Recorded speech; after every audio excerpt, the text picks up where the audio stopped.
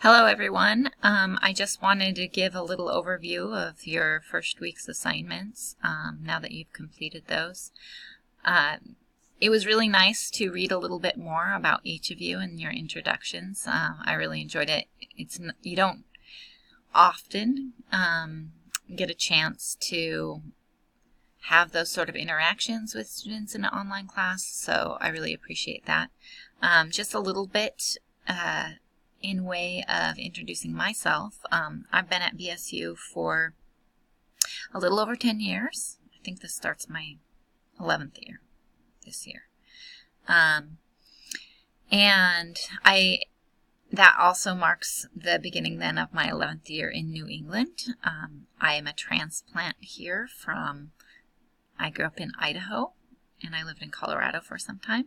So in many ways, I'm still adjusting to the culture of Massachusetts, which can be very different.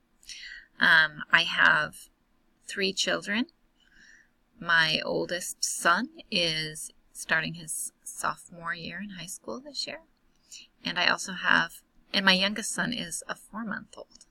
So, as many of you noted, you have young ones at home and juggling, work and your classes and your children can get a little difficult. I completely sympathize.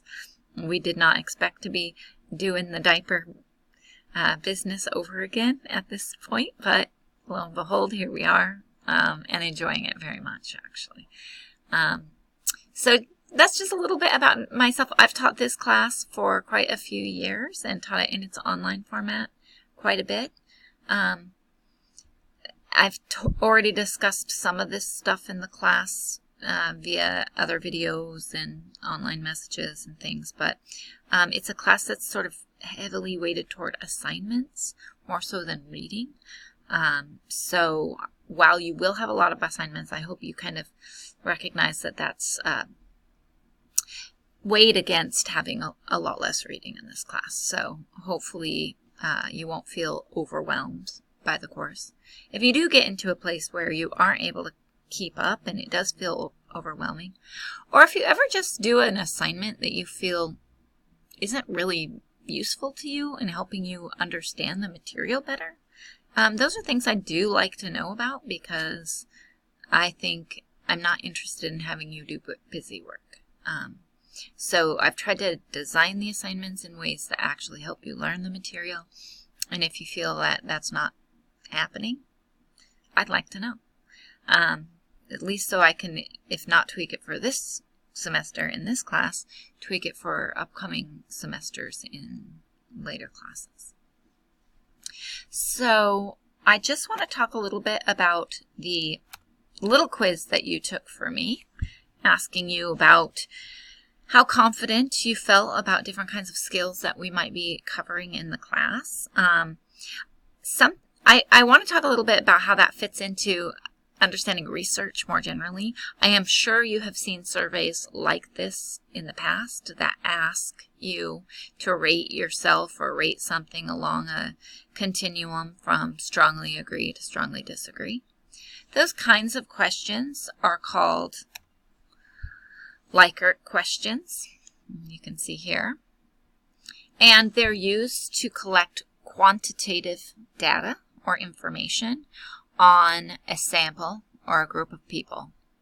In this case, the group of people is our class. And, in the collection of quantitative data, the point is to be able to discern some general patterns or trends within a population. So a researcher isn't really interested in what an individual person says on how confident they feel, but they are interested in what the group as a whole has to say about that, to give them a sense of what this group of people looks like. What are the trends among this group of people? Quantitative data gives us numerical information. And in this case, because of the way that I ask questions, I'm able to determine various kinds of information from the data, which we might refer to as descriptive statistics, such as the mean, the median, the mode, and the range. You might remember such terms from 8th grade math or you might not. But I know you cover those, so, at some point around that age. I also asked on this some qualitative questions. These were the open-ended responses that you provided for me. And these kinds of questions work differently than quantitative questions. I'm not able to really get too much of a sense of general trends or patterns, at least not in a numerical way. But I can take this information and derive categories or themes, key ideas from this material. And unlike quantitative data that can give me like a numerical average, this data can give me sort of a deeper understanding of the kind of meanings that people might have around certain issues. I bring up these differences between quantitative and qualitative information because this is something we'll come back to later in the class when we start talking specifically about research and the collection of data in the 4th unit of the course. Altogether, this kind of data collection is called a survey. Not too surprising. And we would refer to these kinds of surveys as self-reports. Most surveys are self-reports, meaning I'm asking you to report on what you think about your own behaviors or what you do or how you feel. And that is useful. It gives me some information about your own assessment of your abilities. But it is important to recognize that that's not the same thing as assessing whether someone is able to do something. So for instance, I asked you how confident you were with using Google, and all of you felt very confident with using Google. This doesn't surprise me, but I will tell you, and hopefully it's something you might pay attention to, that you might not be as good at using Google as you think you are. So later in the course, we'll be learning some tricks and tools that you can use when you use Google. My guess is many of you don't employ these kinds of tricks at this point in time, but learning these can actually make you much better, more adept at finding the information that you want, even from Google. So Googling can be more directive than just jumping on there and typing in a few words. So it's important to recognize that asking someone what they think about themselves and actually assessing what they're able to do are two very different things. And surveys always just ask what people think, and they ask them to report on their own behavior. So you might not always know exactly then from those kinds of questions what is going on. So this just gives you, a description of a Likert style question. You read this.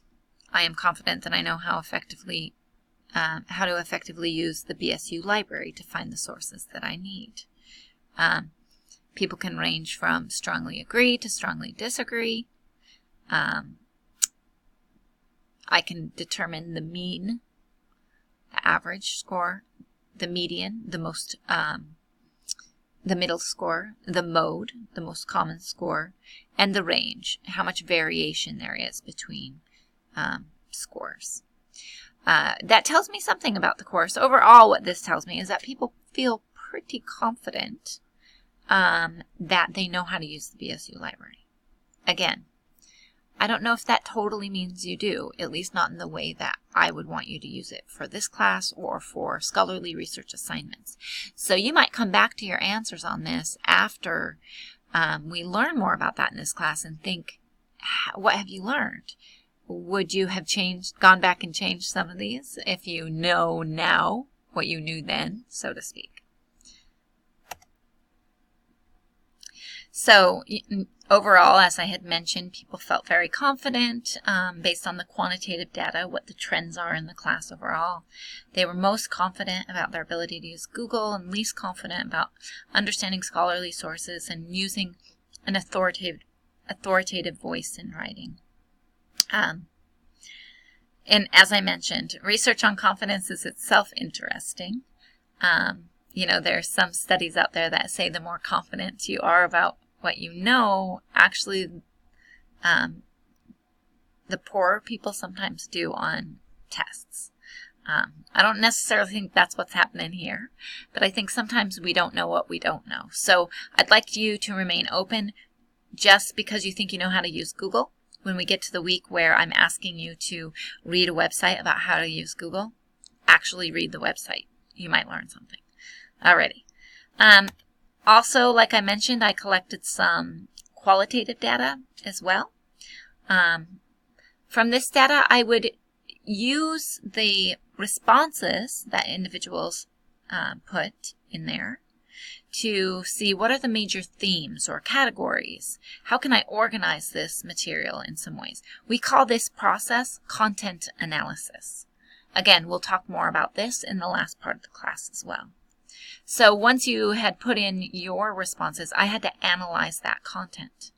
So a few of the main themes that I came up with, people were most worried about time management and the workload, as well as finding sources and just the online elements. It's pretty typical for people to be worried about these things.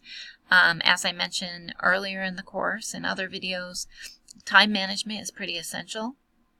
That will help you a lot with keeping on track with the workload. And hopefully you'll be given enough materials from me to help you feel pretty confident about the finding sources aspect of the course. And the online elements, it is, I think, mostly about getting in a rhythm that works for you. People were excited, at least somewhat excited, since I made you answer a question about this. I'm not sure how truly excited people are, but about research and writing techniques, learning more about those, about finding a topic they like and learning about the course material, just learning in general, and of course, getting through the class, passing. And then major themes of values, things that will help you do well in this class. Time management and hard work were the two key ones that people mentioned, and I would agree with that wholeheartedly. People also noted paying attention, being organized, paying attention to details, being open-minded, being open to learning. And I would say all of those are very important as well. So I just wanted you to think a little bit about that confidence assessment. It gives me some information about the class, but it also gives you a kind of insider view into research. Why would I ask these questions? What can we learn from these different kinds of questions? What might we do with them to help us understand a group of people, a population in the research process? And those are all the kinds of things that we'll be taking up and looking more into in that 4th unit in this course.